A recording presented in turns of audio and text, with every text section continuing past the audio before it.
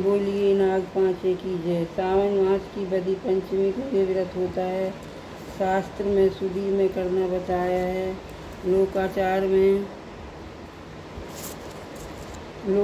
में ये पेल सांवड़ी पांचे कही जाती है और चौथ के दिन एक रात को मोट बाजरा भिगो दिया जाता है। पंचमी के दिन बाती रसोई जीवने का रिवाज है, इसीलिए चौथ के दिन शाम को रसोई बनाकर रख दी जाती है। रसोई में खासकर गुलगुले बनाए जाते हैं। गुड़ के पानी में गेहूं का चून घोलकर तेल में पकाए जाते हैं। बड़े पकौड़े, मीठी पीठी सुहाली, दाल की पूड़ी आदि भी बनाई जाती हैं। पांचे के दिन जेवड़ी मूछ की रस्सी का टुकड़ा करीब एक हाथ का लेकर 7 गांठ लगाकर सर्प बनाया जाता है। कहीं पाटे पर कहीं जमीन पर रखकर पूजा की जाती है। पहले पानी और दूध मिलाकर नहलाते हैं। ऐसा करने से नाग देवता हिलते हैं। तब उसे बिरी या बाजरा चढ़ाएं, मूली गुलगुले आदि भी चढ़ाएं। रोली से चिरचे टीके निकालें और कहानी सुनें जो इस प्रकार है, सुनिए। एक साहूकार के 7 बेटी थी। बहुएं खंडे माटी गईं। 6 तो अपने अपने बर्तन मिट्टी के भरकर उठाकर आ गईं। 7वीं छठी को भोली वहीं छोड़ दिया। उसने मन में कहा, मुझे मिट्टी का बर्तन कौन उठाए, मेरे तो बम्बों में सांप भी नहीं है, तो आकर मेरी सहायता करें, अर्थात पीहर में कोई नहीं है। ऐसा उसे दुख हुआ। ऐसा सोचते ही एक सर्प देवता आए और उसका दुख सुनकर उसके बर्तन को उसके सिर पर उठवा दिया। मिट्टी की जगह हीरे पन्ने हो गए और उनके ऊपर मोटा ताज़ा बच्चा भी सोया हुआ था। घर आई और अपनी सास से कहा, सास जी बर्तन उतरवाओ। सास ने उतरवाया और देखे तो हीरे मोती जगमगा रहे हैं और सुंदर सा बालक खेल रहा है। सास ने कहा, बहू यह क्या, किसी की चोरी की या अन्याय की, रास्ते में से लाई या किसी बदमाश से। बहू ने कहा, मैंने इसमें से कोई भी बुरा काम नहीं किया है, मेरी जिठानियाँ छोड़कर आ गई थी। मन में दुख हुआ और विचार किया तो सर्प देवता आकर बर्तन सिर पर रखवा कर चले गए। अब सब भी उन्हीं की कृपा है। सास तो राजी हो गई, जिठानियाँ चिढ़ गईं।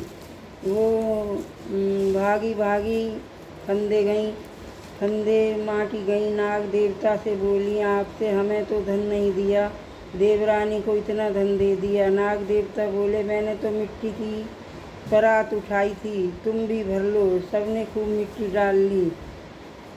सबने बर्तन उठवा लिए और आ गई। सास ने बर्तन उतरवाए, देखे तो कीड़े और कीड़े भरे पड़े हैं और 2 सांप फुंकार मार रहे हैं।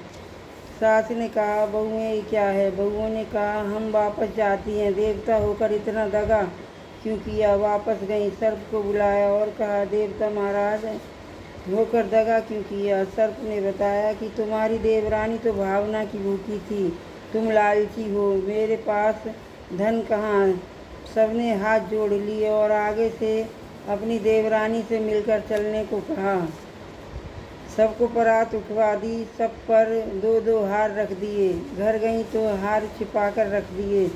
बाकी का धन आधा देवरानी को दे दिया। छिपाए हुए हार सर्प हो गए। सर्प देवता से विनती करी कि अपनी माया को समेट। सर्प देवता बोला कि एक हार देवरानी को दे दो। सबने हाथ जोड़कर हाँ भर ली।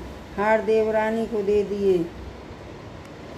सब तो अपने पीहर चली गईं। छोटी अपने घर में बैठी हुई विचार करने लगी कि मेरे तो बम्बी में सांप देवता भी नहीं जो पीहर ले जाएं। सर्प ने अपनी माँ से कहा कि बहन तो आज याद करती होगी। माँ ने कहा, जाकर देख ले। सर्प गया और उसे ले आया। सांपों की माँ उनके लिए रोज़ दूध ठंडा करती थी। एक दिन अपनी बेटी से बोली, बेटी दूध ठंडा होने पर टाली हिला देना।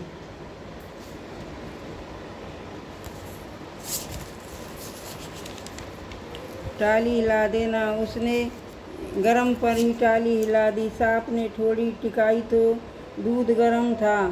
सर्प बोले, माँ बाई को वापस भेजो, यह तो अचपली है। उसको दहेज देकर उसकी ससुराल भेज दिया। जिठानियाँ चिढ़ने लगीं। एक दिन देवरानी ने लड़के देवरानी के लड़के बुहारी के तार बखेर रहे थे। जेठानिया ने बोल मारा, तुम्हारे तो नाने मामे सर्प हैं, सोने के दे जाएंगे, चांदी के दे जाएंगे, हमारे तो तिनकों की है। सांपों ने अपनी माँ से कहा और सोने चांदी की बुहारी उनके घर में डाल आए। एक दिन बिरिया बाजरा बखेरने लगे तो कह दिया कि तुम्हारे नाने मामे कोने कोने में सुनते हैं, बोरे भर के डाल जाएंगे। और दूसरे दिन ऐसा ही हुआ। सबने विचार किया कि इसके तो बोल पर बोल घर भरता जा रहा है, हम तो घाटे में रहेंगी। उस दिन से सबने बोल मानना छोड़ दिया। हे सर्प देवता, जैसे देवरानी पर खुश हुए वैसे सब पर होना।